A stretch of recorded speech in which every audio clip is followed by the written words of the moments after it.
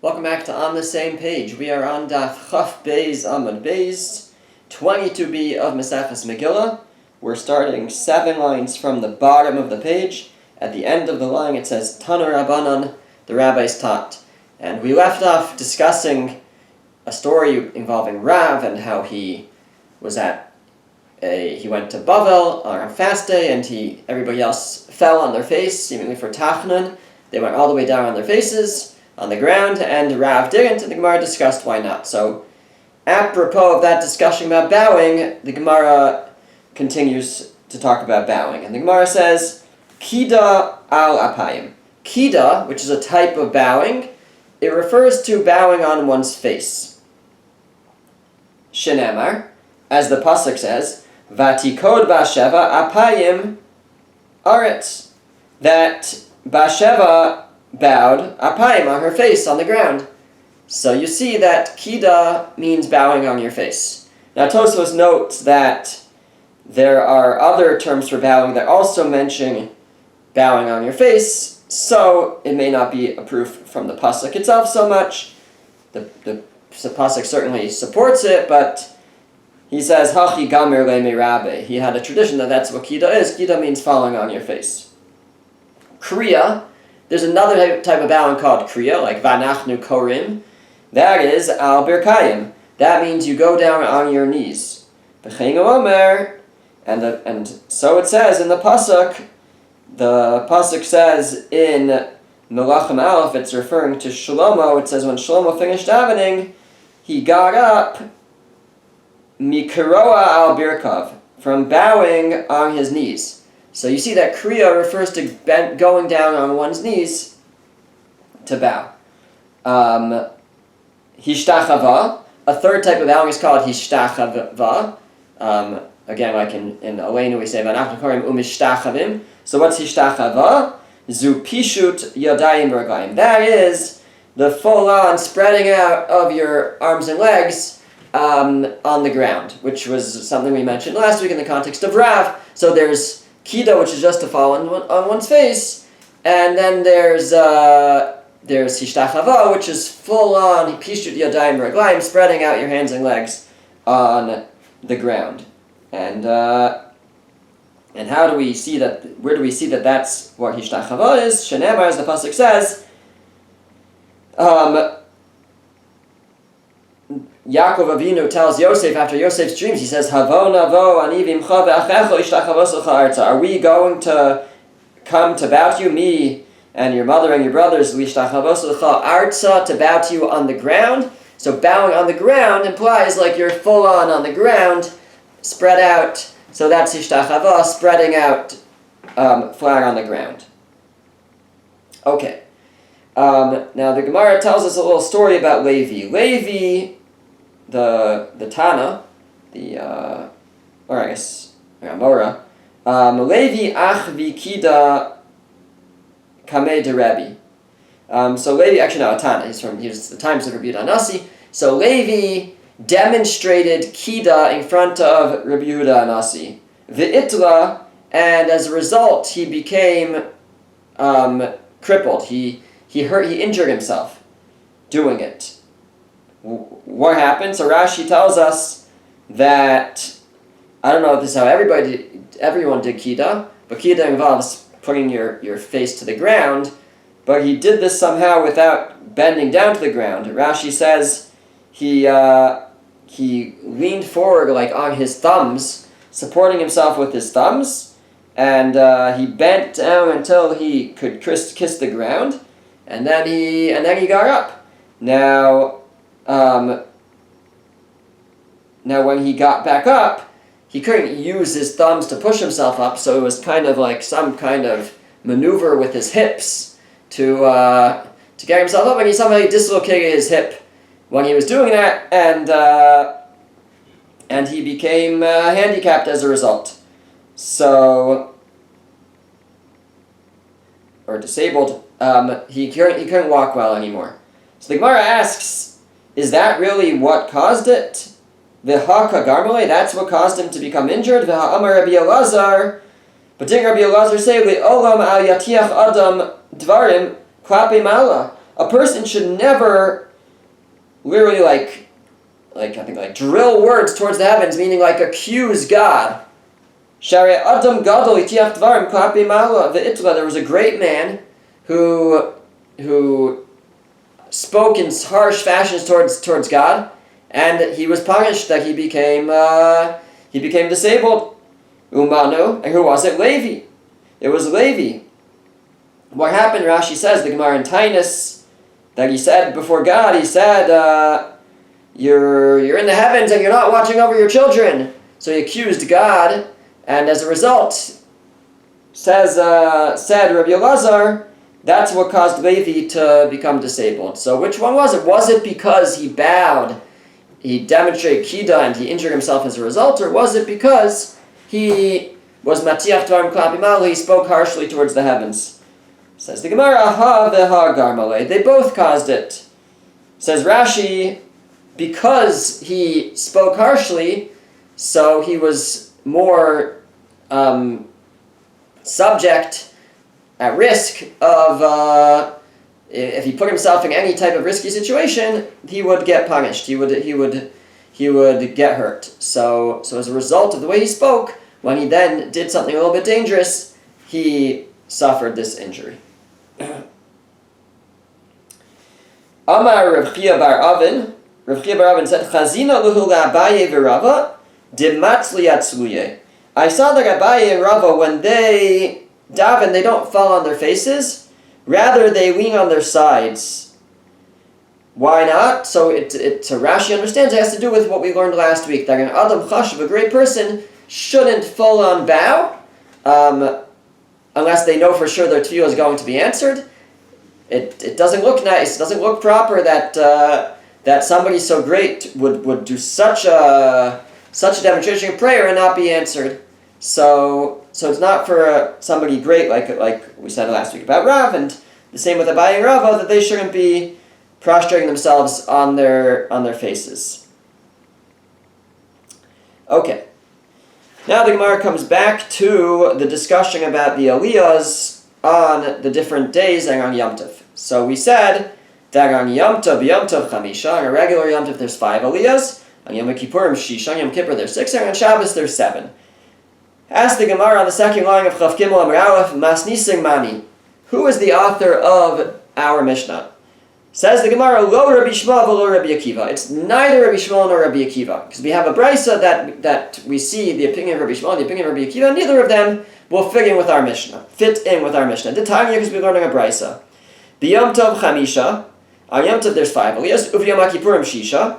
And on Yom Kippur 6, U'v'Shabbos Shiva, and on Shabbos 7. So far it's consistent with our Mishnah. But then it says, "In pochsing mehen ve'mosifin alein." You can't do less and you can't do more. Divrei Rabbi Shmuel, that's the opinion of Rabbi Shmuel. That's the part that won't be consistent with our Mishnah, because our Mishnah says that you could add, you can't do less, but you could do more on those days. Rabbi Akiva Omer, Rabbi Akiva says, "B'Yom Tov Chamisha." On Yom Tov there's 5, U'v'Yom Kippurim Shiva. And on Yom Kippur there's 7, U'v'Shabbos Shisha. And on Shabbos there's 6. So Rabbi Akiva holds that Yom Kippur is a holier day, greater than Shabbos, it seems. Yom Kippur is called Shabbos Shabbosim, so in a certain sense it makes sense. In last time we said Shabbos was greater because, or Shabbos gets more aliyahs at least because it's more severe. That one transgresses malacha gets misa, gets skila, gets stoning. But Rabbi Akiva has Yom Kippur as greater in holiness, I guess, and therefore Yom Kippur gets 7 aliyahs according to Rabbi Akiva. And then he says, "In pochsing mehen aval mosifin alein." You can't do less, but you could add on, which is like our Mishnah. You could add more aliyahs to these days, but the 6 and the 7 got switched according to Rabbi Akiva, Yom Kippur for Shabbos. So who's the Mani? Who's the Mishnah like? Rabbi Shmuel. If it's going like Rabbi Shmuel, Kashya Tosefis, then there's a contradiction from the whether you're allowed to add or not. Our Mishnah says you could add more aliyahs on these days, and Rabbi Shmuel said you can't. So it can't be that Rabbi Shmuel is the author of our Mishnah. Rabbi Akiva, and if you tell me it's Rabbi Akiva, Kashya Shisha v'Shiva, then the 6 and the 7 are going to be a contradiction to our Mishnah, because our Mishnah says Yom Kippur 6 and Shabbos is 7, and Rabbi Akiva said Shabbos is 6 and Yom Kippur 7. So who was the author of our Mishnah? So Amar Rava says Tana devei Rabbi Shmuel. It's a Tana from the Beis Medrash of Rabbi Shmuel. The Tanya, meaning we quoted Rabbi Shmuel before, but there's another way another tradition of Rabbi Shmuel. The Tana devei Rabbi Shmuel, because it was taught in the Beis Medrash of Rabbi Shmuel. B'Yom Tov Chamisha, on Yom Tov 5, Yom Kippurim Shisha, on Yom Kippur 6, Shabbos Shiva, and on Shabbos 7. In Pochsim here, you can't do less of almost Yifir Alim, but you could add Divrei Rabbi Shmuel. Those are the words of Rabbi Shmuel, exactly like our Mishnah. Now, Kasha de Rabbi Shmuel. So now we have a contradiction in terms of what Rabbi Shmuel said. We have two brises. One says that Rabbi Shmuel said you cannot add any aliyahs on these days, and one said that you could add aliyahs on these days. So it's a contradiction. Says the Gemara, Trei Tanai Aliva de Rabbi Shmuel. So there's two Tanaim that are debating what Rabbi Shmuel held. So our Mishnah would be the one who said that Rabbi Shmuel held that it's the Tana of Rabbi Shmuel, it's the Tana, the sage from the Beis Medrash of Rabbi Shmuel, who taught that Rabbi Shmuel said that you are allowed to add aliyahs on Yom Tif and Yom Kippur and Shabbos. Okay. Ask the Gemara a new question. Man Tana lahad Tanya. Who is the Tana? Who's the author of the following brisa that says, B'Yom Tov me'acherin lavo u'memarin latzis. On Yom Tov, you come to shul later, start later, and you finish early. On Yom Tov, you come later because on Yom Tov you're allowed to prepare food, so you're busy preparing food on Yom Tov, and then you come to shul and you leave early because it's a day of simcha and oneg, and you don't leave early from shul, but shul ends early because you have to get back to eat and to enjoy your Yom Tov. B'Yom Kippurim memaharin lavu me'acharin latzis. On Yom Kippur, you come earlier because there's nothing to prepare. You could start early. U'me'acharin latzis, and you delay leaving. You leave later. Now the Gemara is going to examine what that means. Why you leave later? Certainly, there's no rush to get home because there's no meal. But the Gemara will try to understand what that means, that you leave. Why are you leaving later? Why is davening taking long? Shabbos, and on Shabbos, mimarin lav. On Shabbos, you start early because you can't cook on Shabbos, so everything's already made. Mimarin latzis, but you also try to end early so you can get home to eat lunch because it's oneg Shabbos. It's part of the enjoyment of Shabbos. So ask the Gemara, who said this? Who's the author of this brisa? So Lema Rabbi Akiva de'isle gavra yisera. Perhaps let's suggest it's Rabbi Akiva, because Rabbi Akiva holds that on Yom Kippur you have one extra aliyah. Rabbi Akiva says that on Yom Kippur you have 7 aliyahs. So when the Gemara said that on Yom Kippur you leave later, maybe that's because there's an extra aliyah and it's going like Rabbi Akiva. When the brisa said that you leave later, it's going like Rabbi Akiva that there's an extra aliyah. Says the Gemara, Afilu Tema Rabbi Shmuel. Now it could even be Rabbi Shmuel, or even be it can even be Rabbi Shmuel, who says that on Yom Kippur there's only 6, there's less than Shabbos, but yet you leave shul later on Yom Kippur. Why? It's pretty obvious. Mishum dinafish sidura diyoma, because the davening is very long. The order of the day is very long. There's a lot to say on Yom Kippur. There's vidui and there's the avoda of the Kohen Gadol, the service of the Kohen Gadol that you read. So it's a long davening. So that's why you leave later. Okay. So we haven't really resolved. The brisa really could be going either according to Rabbi Akiva or Rabbi Shmuel. Okay. Now we have that on weekdays you have 3 aliyahs. On Rosh Hashanah and not Rosh Hashanah, on Rosh Chodesh and Chol Hamoed you have 4. On Yom Tov you have 5, Yom Kippur 6, and Shabbos 7. Now ask the Gemara, Hani Shlosha Chamisha V'Shiva Kinegimi. The 3, 5, and 7, what do those correspond to? What do those correspond to?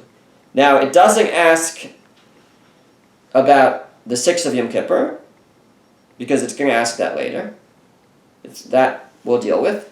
But why doesn't it ask about the 4 of Rosh Chodesh and Chol Hamoed. It doesn't say what that's for. So Tosfos says because we already said that because the Mishnah says we know that since there's more, there's Musaf, it's more of a holy day than a weekday, you add an Aliyah, that's why it's 4. So a weekday is 3. We actually had a Gemara that already discussed why 3 on a weekday, but now I guess we'll have another approach. But I shouldn't say specifically on a weekday, but why we always insist on at least 3 Aliyahs. Actually, I take that back. I think that the Gemara was only asking about why there are 3... 3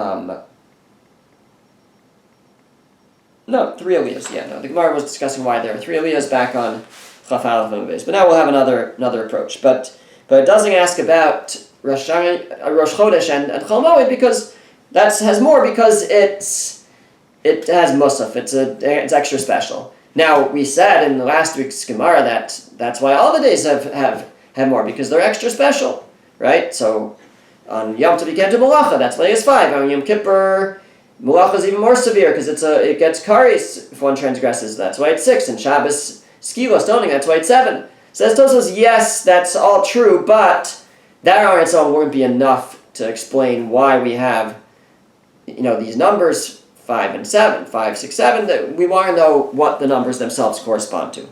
So we begin by asking about 3, 5, and 7. Says the Gemara, Pligi ba Rabbi Yitzchak bar Nachmani v'chad imei. Rabbi Yitzchak bar Nachmani and one of the sages with him debated this. Umano, who was that sage? Rabbi Shimon ben Pazi. It was Rabbi Shimon ben Pazi. Ve'amrila, and some said it the other way. They said Rabbi Shimon ben Pazi v'chad imei. Rabbi Shimon ben Pazi and someone with him debated it. Umano, Rabbi Yitzchak bar Nachmani. And it was Rabbi Yitzchak bar Nachmani. So just a different way of remembering the tradition, which names how you say them. Ve'amrila Rabbi Shmuel bar Nachmani. And some actually say it was not Rabbi Yitzchak bar Nachmani, but it was Rabbi Shmuel bar Nachmani. So they debate what's the reason for the 3, 5, and 7. What does it correspond to? Chad Amar Keneged Birkas Kohanim. One opinion says it corresponds to the verses in Birkas Kohanim, because in Birkas Kohanim there's 3 verses in the blessing of the Kohanim, and the first verse has 3 words, Yivarecha Hashem v'yishmerecha. The second verse has 5, Ya'er Hashem panav elecha v'yichuneka. And the third verse has 7, Yisa Hashem panav elecha v'yaseim lecha shalom. So 3, 5, 7 corresponds to the Birkas Kohanim. It would come out in a certain way that over the course of time, weekdays we have 3, Yontif 5, and Shabbos 7, we kind of accomplish a Birkas Kohanim through our laning, through our reading of the Torah.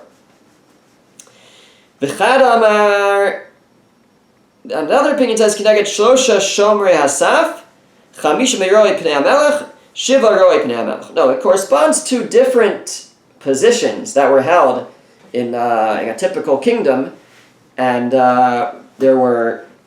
this is referred to in Sefer Melachim, at least the first couple. So in Sefer Melachim, it describes how when Nebuzaradan, the Babylonian general, came, he kidnapped, basically took back certain people of prominence back to Bavel as captives, and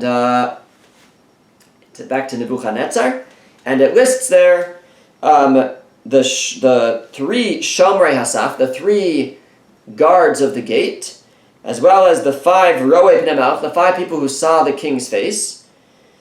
And then it also mentions Shiva Roei Pnei Melech. Who are the Shiva? Where do we get 7 people who see the king's face? So Rashi says it comes from Megillah Esther. The Achashverosh had Shiva Roei Pnei Melech, Shiva Sarisim, 7 officers as his special advisors. Tosfos doesn't like that we would base the way that we read the Torah on Achashverosh's guards. Rather, he refers us to a pasuk in Yirmiyah, which has the same story about Nebuzaradan bringing the prisoners back to Babel. Instead of saying 5 there, it says 7 Roei Pnei HaMelech. So why in one place it says 5, one time it says 7, so there were 2 that were not as significant, so in one place it only says 5. So 5 are more prominent. So what we have, though, is that we have these special prominent positions around the king. So I suppose what the Gemara is suggesting, what he's saying is that our aliyahs are kind of like, we're like the guards of the king. And so on weekday we have the lowest. We have three guarders of the gate. On Yontif we go up to 5, because there were sometimes 5 prominent Ro'ei Pnei HaMelech, 5 prominent people who stood by the king, by a Jewish king. But altogether there were 7, so sometimes we go even 7. Okay, Tangi Rav Yosef. Rav Yosef also taught Gimel Chamisha v'Shiva, this idea of having 3, 5, and 7 on different days. Shlosha Shomerei Asaf, the 3 refer to the guarders of the gates. Chamisha Ro'ei Pnei HaMelech, 5 of those who saw the king's face. Shiva Ro'ei Pnei HaMelech, and then the 7 also Ro'ei Pnei HaMelech, those advisors to the king. That's what we are representing with our different numbers of aliyahs. So that's what Rav Yosef taught. So Amar le Abaye, his student said to Rav Yosef, why haven't you explained that to us before? Why did you wait till now to tell us that? Amar le, Rav Yosef said, I didn't know you needed to know it. I didn't know that you didn't know it. Have you ever asked me something that I didn't tell you? I wasn't holding it back, I didn't realize that you wanted to know. Fine. Amar le Yaakov Mina Rav Yehuda. Rav Yaakov Mina said to Rav Yehuda, Hani Shisha Yom HaKippurim Keneging me. What are the 6 aliyahs on Yom Kippur correspond to? Amar le, he said to him, Keneged Shisha Sha'amdu Miyamino Shal Ezra, V'Shisha Mismala, because Ezra HaSofer had 6 people that stood on his right and 6 on his left. So that's the 6 aliyahs of Yom Kippur. Again, I guess it kept it separate because it's coming from a very different source, but it's the same type of idea. It's not the king, it's Ezra, the leader of the Jewish people in his time, had 6 by his side, and again, that's like the advisors, the escort of the king, so we do 6 aliyahs on Yom Kippur. Shinemar, where do we see that Ezra had 6 on each side? Because the pasuk says in Sefer Ezra, or Nehemiah, Ezra and Nehemiah is kind of one book. It says, Vayamod Ezra HaSofer al Migdal Eitz Asher Asu Ladavar, and Ezra stood on a platform, a tower of wood that they had made for the matter. Vayamod Etzlo, and next to him stood Matisya, V'Shema, V'Anaya, V'Urya, V'Chilkiya, U'Maaseya, Al Yamino. So that's 6 on his right, Matisya, Shema, Anaya, Urya, Chilkiya, and Maaseya. U'Mismoler on his left, Pedaya, U'Mishael, U'Malkiya, V'Chashum, V'Chashbadana, Zechariah, Meshulam. Now that actually comes out to 7. So ask the Gemara, Hani Shiva, but that's 7. Says the Gemara, no. Hainu Zechariah, Hainu Meshulam. Zechariah Meshulam was one person. So it's the same person. V'amai kara Meshulam. So why is Zechariah called Meshulam? De Mishlam be'uvdei. Because he was complete in his actions. Meshulam from the word like Shalom, complete, perfect. He was perfect in his actions. Rashi says Tamim b'masav. It doesn't necessarily mean perfect, but Tamim is actually a hard word to always translate, but it means pure in his deeds. So therefore, Zechariah Meshulam is really one person, and therefore it was 6 on each side, and that's what the 6 aliyahs of Yom Kippur correspond to. We'll continue from here, Mitzvah Hashem, next time.